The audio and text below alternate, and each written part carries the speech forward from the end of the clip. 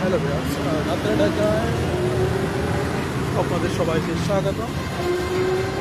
যানজট ও ব্যস্ততম শহর ঢাকা, যেখানে রাত আর দিন সবই সমান।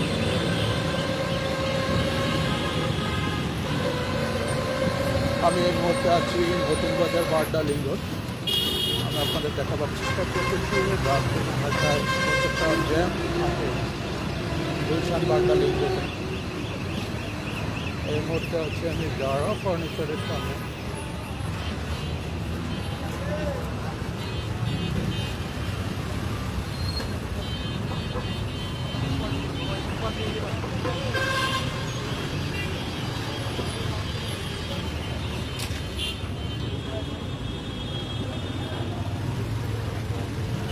এখানে আরও একটা যেটা সমস্যা হচ্ছে, আমাদের একটা জিনিস লক্ষ্য করা যায়, যেটা হচ্ছে ফিটনেস বিহীন গাড়িগুলো একটু বেশি দেখা যায়। একটা বাচ্চাদের কন্ডিশন ঠিক নাই। আমি আপনাদের এই মতো যেটা দেখাচ্ছি, আপনাদের গাড়িটা দেখে বুঝতে পারবেন যে গাড়িটার ফিটনেসটা আদৌ ঠিক আছে কিনা, আপনারা এই কমেন্টসে বলে যাবেন।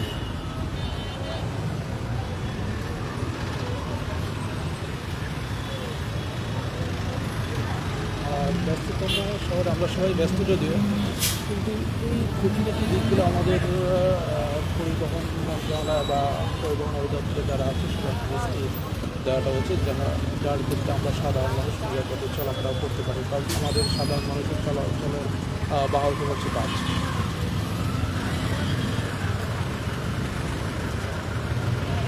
আপনি দেখেন, আপনারা দেখেন যে যতগুলো বাস দেখবেন একটা বাসের ফিটনেস ঠিক নেই।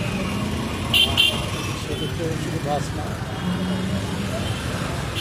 অনেক গাড়ি রাস্তায় দেখা যায় যেগুলো আঁকা বাঁকা নিজেদের ইচ্ছামতো চলাফেরা করে। তো শারীরিকভাবে যাচ্ছে না, কারো শাড়ি কেউ হচ্ছে না, যার কারণে এই যানজটটা বেড়ে যাচ্ছে।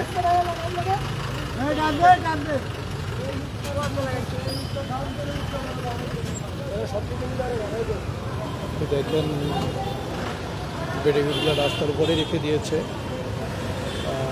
যানজট কিন্তু একটা ঘটনার পিছনে আর একটা ঘটনা থাকে, প্রত্যক্ষ পরোক্ষভাবে কাউকে এককভাবে দায়ী করা যাবে না। সেক্ষেত্রে একে অনেক পরিপূরকভাবে যদি কাউকে দায়ী করতে হয়, প্রতিটা ঘটনার পিছনে আর একটা ঘটনা থাকে। আমরা হয় কি ফ্রন্টে যেটা দেখি সেটাকে আমরা বেশি বিশ্লেষণ করি, কিন্তু ব্যাক সাইডে কী থাকে এটা আমরা বিশ্লেষণ করি না। আদারওয়াইজ আমাদের সব কিছু একটু ডিপলি ভাবা উচিত। তো আমার এখানে লাইভ থেকে এই মুহূর্তে বিদায় নিচ্ছি। পরবর্তী লাইভে আবার দেখা হবে। আল্লাহ হাফেজ।